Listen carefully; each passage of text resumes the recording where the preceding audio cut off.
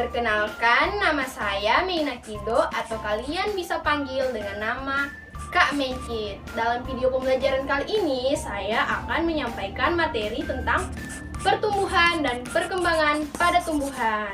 Tetapi sebelum saya menyampaikan materi ini, adik-adik jangan lupa untuk like, komen, subscribe, dan jangan lupa untuk tetap stay at home serta selalu memperhatikan protokol kesehatan di tengah pandemi agar materi pembelajaran yang kakak sampaikan dapat adik-adik serap baik. Oke, semangat ya! Mari kita mulai! Di depan kakak sudah ada 2 polybag yang berisi tanaman. Tetapi, apa yang adik-adik perhatikan dari 2 polybag ini? Yaitu bentuk, ukuran, dan juga umur tanaman yang berbeda kan? Kenapa seperti itu ya kak? Karena kedua tanaman ini melakukan yang namanya pertumbuhan. Lalu kak, apa sih pertumbuhan itu? Pertumbuhan merupakan proses pertambahan ukuran baik jumlah sel, massa sel, serta volume sel yang bersifat irreversible atau dapat diukur dan tidak dapat kembali dalam bentuk semula. Seperti kita, manusia dewasa. Tidak mungkin kan kita kembali seperti bayi? Begitu pula dengan pertumbuhan ini. Lalu di dalam pertumbuhan, tumbuhan juga akan mengalami yang namanya perkembangan. Perkembangan itu adalah proses yang di dalamnya telah terjadi kematangan fungsi organ. Kematangan fungsi organ ini ditandai dengan munculnya buah pada tumbuhan. Munculnya buah menandakan bahwa tumbuhan tersebut telah mengalami perkembangan. Itu tadi tentang pertumbuhan dan perkembangan kan? Di mana pertumbuhan merupakan proses pertambahan ukuran yang dapat diukur. Sedangkan perkembangan merupakan proses yang dimana di dalamnya telah terjadi kematangan fungsi organ. Oke, lanjut. Jika kita menanam pohon, tidak mungkin kan pohonnya langsung jadi besar? Pasti dimulai dengan biji dulu. Di dalam biji akan terjadi yang namanya proses perkecambahan. Proses perkecambahan merupakan proses di mana masa dormansi atau masa inaktif dari biji telah berakhir.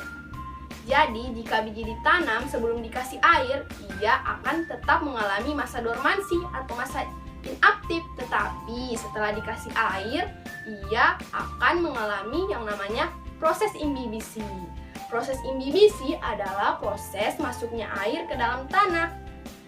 Jadi, jika proses ini telah terjadi, selanjutnya yang akan dilakukan adalah mengaktifkan hormon giberelin. Hormon giberelin ini yang mengatur proses perkecambahan. Setelah hormon giberelin ini aktif, dia juga bertugas untuk mengaktifkan enzim-enzim hidrolisis. Enzim-enzim hidrolisis diantaranya adalah lipase, amilase, protease. Enzim-enzim ini nanti akan membentuk suatu cadangan makanan. Cadangan makanan inilah yang menjadi energi bagi biji. Energi inilah yang membuat biji menjadi berkecambah. Selain melakukan perkecambahan, tipe perkecambahan juga dibagi menjadi 2, yaitu hipogeal dan epigeal. Tipe perkecambahan hipogeal merupakan tipe perkecambahan di mana kotiledon atau keping bijinya berada di dalam tanah.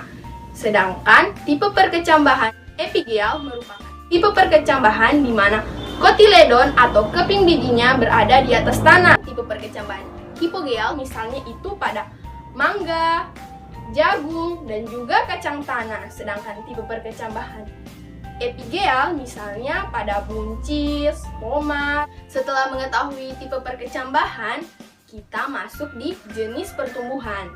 Di jenis pertumbuhan ini ada 2 macam, yaitu pertumbuhan primer dan juga pertumbuhan sekunder. Pertumbuhan primer merupakan pertumbuhan di mana akar dan batangnya itu tumbuh meninggi ke atas. Ini diakibatkan oleh aktivitas dari jaringan meristem apikal. Meristem apikal ini letaknya di ujung akar dan batang. Sedangkan pertumbuhan sekunder adalah pertumbuhan di mana akar dan batangnya melebar. Ini diakibatkan oleh aktivitas dari kambium. Selanjutnya kita melangkah pada faktor-faktor yang mempengaruhi pertumbuhan dan juga perkembangan, di mana faktor ini dibagi menjadi dua, yaitu faktor internal atau faktor yang berasal dari dalam dan juga faktor eksternal yang berasal dari luar.